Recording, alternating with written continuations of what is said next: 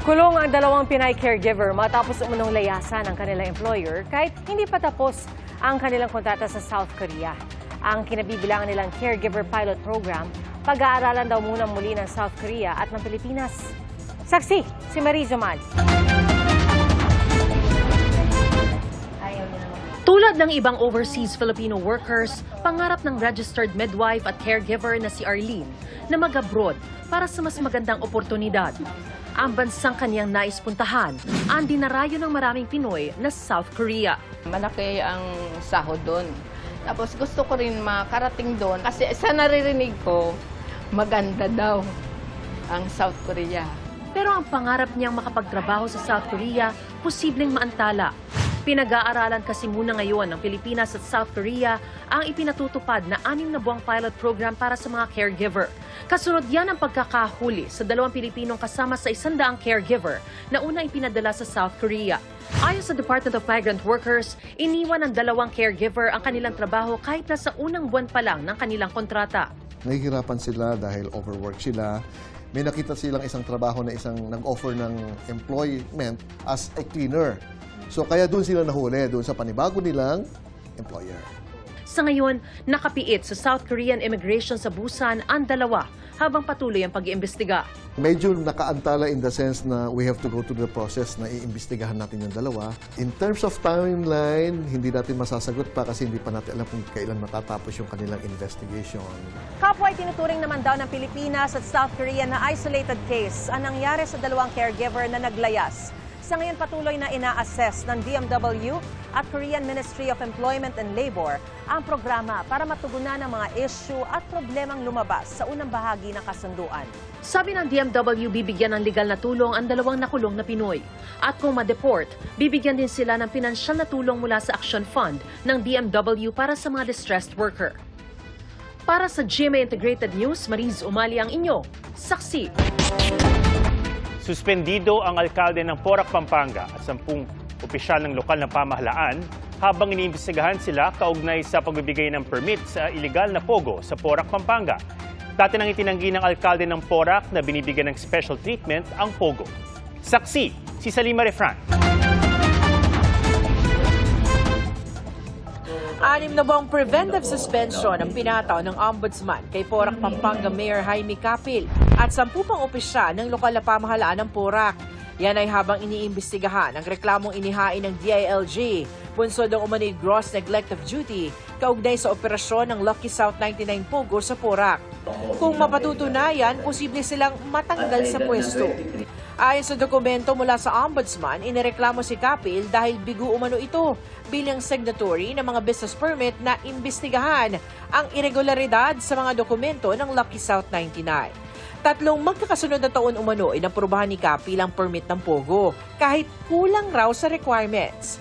Hindi rin daw umaksyon agad si Capil para bawiin ang business permit ng Lucky South 99 noong mag-expire ang PAGCOR license nito at di rin daw na-aksyonan agad ang mga ulat ng criminal activity sa compound.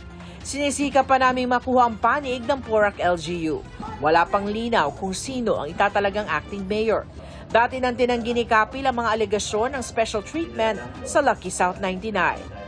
Kaugnay naman sa kaso ni dismiss Bamban Mayor Alice Guo, patuloy ang investigasyon ng Bureau of Immigration, partikular sa mga pribadong eroplano.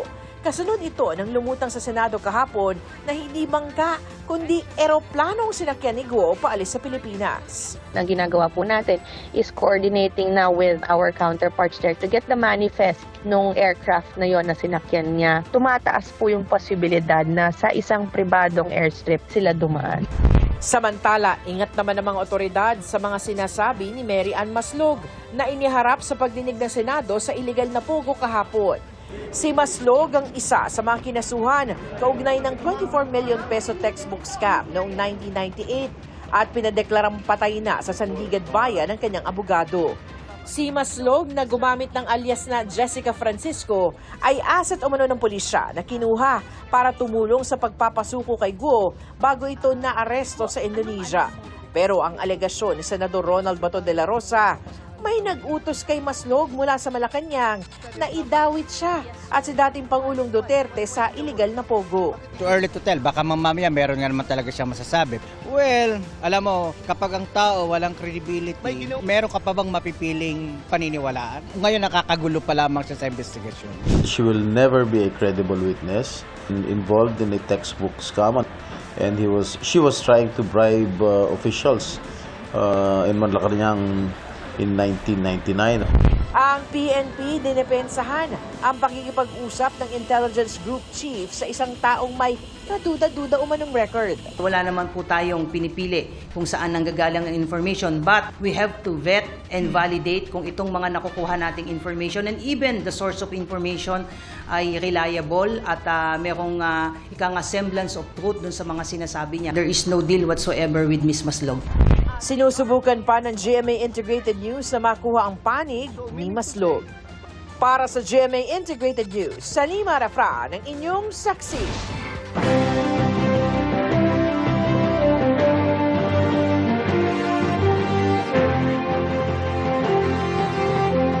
Paigtingin ng police presence sa Sharifa Guac, Maguindanao del Sur, kasunod ng barilan at batuhan sa huling araw ng paghahain ng Certificate of Candidacy roon. Patay ang isang miyembro ng Barangay Peacekeeping Action Team sa insidente. Umakyat sa 6 masugatan, kabilang isang pulis at empleyado ng lokal na pamahalaan. Titingnan daw ng PNP kung merong failure of intelligence, pero nakapag-deploy naman daw ng police escort sa filing ng COC. Re-resolbahin ng COMELEC ang issue sa Workers and Peasants Party o WPP matapos lumabas na may 2 paksyon sa partido. Base po sa hawak nilang dokumento, 2 ang nag-file ng authorized signatory para sa partido. Ang isang grupo ay ang kinabibilangan ni Atty. Sunny Matula, na una nang sinabi na hindi niya kilala kung sino ang pumirma sa Certificate of Nomination and Acceptance o CONA ni Pastor Apollo Quiboloy. Ang isa pang grupo ay ang nagpakilala ring chairman ng WPP na si Robert Pascual. Nakausap ng GMA Integrated News si Pascual at nagsabing siya ang pumirma sa CONA ni Quiboloy. Ayon sa COMELEC, pwede naman din itong maresolba ng 2 paksyon. Posible pong itaas ang Alert Level 4 sa Lebanon sakaling kailanganin na ang mandatory repatriation sa gitna ng tumataas na tensyon sa pagitan ng Israel at Hezbollah. At si Pangulong Bongbong Marcos na dumadalo po ngayon sa ASEAN Summit, pinaghahanda na ang iba't ibang ahensya ng gobyerno. Mula sa Lao PDR, saksi live si Ivan Mayrina. Ivan? Pia, matapos ang formal na pagbubukas ng ASEAN Summit kanina umaga, ay dagli ang sumingit ng mahalagang pulong ang Pangulo para atasan ng mga ahensya ng pamahalaan na maghanda sakaling kailanganing sapilitang ilikas ang mga kababayan nating naiipit sa kaguluhan sa Middle East.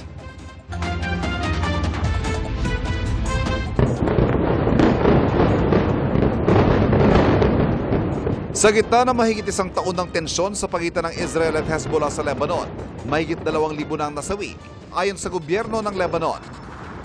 Karamihan sa kanila, nitong nakaraang 2 linggo lang namatay, kasunod ng pinaigting na airstrike sa Beirut at iba pang lugar. Sa gitna ng kanyang partisipasyon sa ASEAN Summit dito sa Lao PDR, isiningit ni Pangulong Bongbong Marcos ang pulong sa DFA at Defense Department para pag-usapan ang paghahanda sakaling kailanganin ng sapilitang paglilikas o mandatory evacuation ng mga Pinoy sa Lebanon.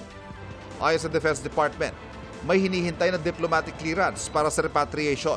We are now going to evacuate our people by whatever means, by air or by sea.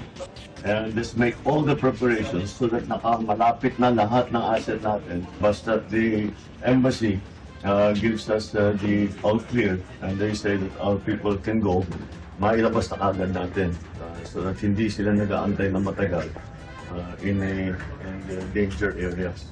Sumalang din ang Pangulo sa bilateral meeting nila ni Vietnam Prime Minister Pham Minh Chinh na sumentro sa pagpapaigting na ugnayan ng Pilipinas at Vietnam sa agrikultura at kalakalan. Ang Vietnam ay isa sa mga pangunahing pinagkukunan ng inang katabigas sa Pilipinas. Pero may isa pang lumilinaw na pagkakahalin tulad ng 2 bansa. Parehong may bahagi ng South China Sea na pasok sa kanilang exclusive economic zone na inaangkin ng China at humantong na sa pangaharas ito.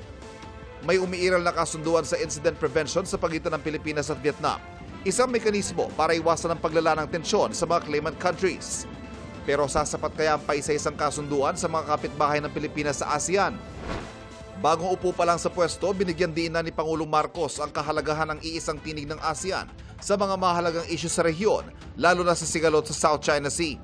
Dekada nang isinusulong ang pagbuo ng isang Code of Conduct, pero hanggang ngayon hindi mabuo. Ang pagsulong ng konsensus o pagkakasundo, siya pa ring tema ng Prime Minister ng Lao PDR sa kanyang talumpati sa harap ng mga kapwa-leader kanina. Sa gitna na nagbabago't umiigting na sitwasyon, nananatili ang posisyon ng Pilipinas at patuloy na isusulong ang pagsunod sa international law. I didn't specify the details, but it is that's the general principle of the adherence to the rule of law and the UNCLOS. And just as a general thing, we'll have a chance to get into more detail maybe in the next couple of days.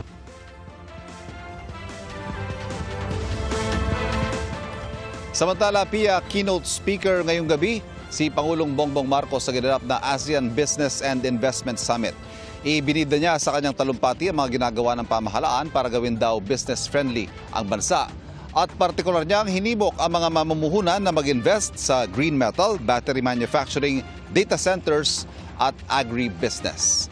At live mula sa Vientiane, Lao PDR para sa GMA Integrated News, ako si Ivan Mayrina, ang inyong saksi. Ipinasili po sa media ang newly renovated na tirahan ng Pangulo sa Malacanang, ang Bahay Pangulo. Ang disenyo po nito ay talaga namang nakaka-relax. Saksi, si Jonathan Andal. Ito ang tinitirhan ng Pangulo sa loob ng Malacanang Park. At sa unang pagkakataon, ipinasilip ito sa media. Ito ang newly renovated Bahay Pangulo.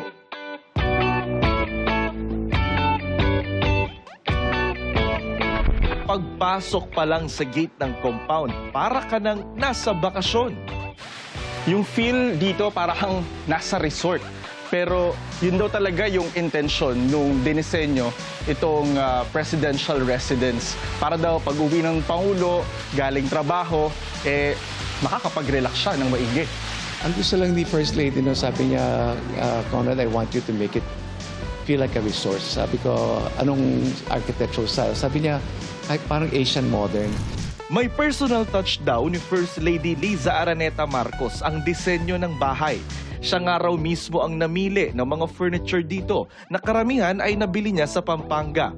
Pero ang isang parte rito na gamit daw ng First Lady, ang pool area dahil tuwing umaga raw ito kung mag-swimming bilang ehersisyo. Pati ang Pangulo regular din daw mag-workout sa sarili niyang home gym na may cardio machine at weights. Tuwing linggo, nagtitipon dito ang kanilang mga kaanak para magmisa at magsalo-salo. Silang dalawa lang ang nakatira dito, pero on Sundays, nag-gather daw yung Marcos family. Nakita niyo may mga paintings dito. Ito daw yung mga nakatambak lang dati sa loob ng palasyo ng Malacanang. Pero nilabas nila para nakita at hindi lang naaalikobokan doon. Ito po ay mga paintings ni national artist Fernando Amorsolo. Ito yung personal quarters ng first couple. Dito sila natutulog. Nasa loob nito yung study area ni Pangulong Bongbong Marcos. Marami rin ditong pang-bagets na laro gaya ng bilyaran, Pac-Man arcade machine, board games, pati na racing simulator na madalas daw gamitin ni Presidential son Vincent Marcos. Overlooking dito ang palasyo ng Malacanang na ang pumapagitna ay Pasig River. Para sa GMA Integrated News, ako si Jonathan Nandal, ang inyong saksi.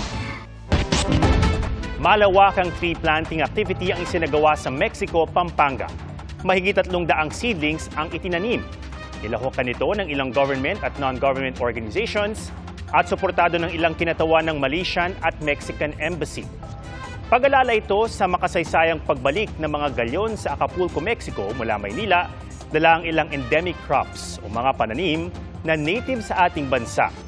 Ito raw ang may tuturing na pagpasok natin sa global food trade noong 1565.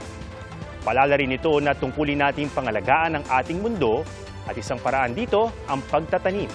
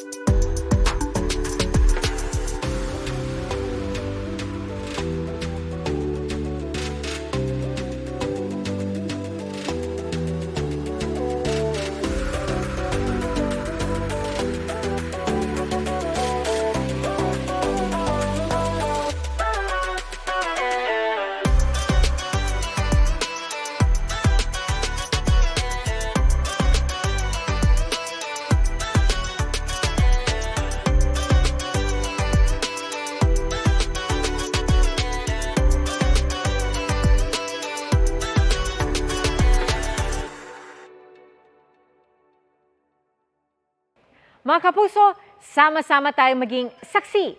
Mag-subscribe sa GMA Integrated News sa YouTube at para sa mga kapuso abroad, samahan niyo kami sa GMA Pinoy TV at sa www.gmanews.tv.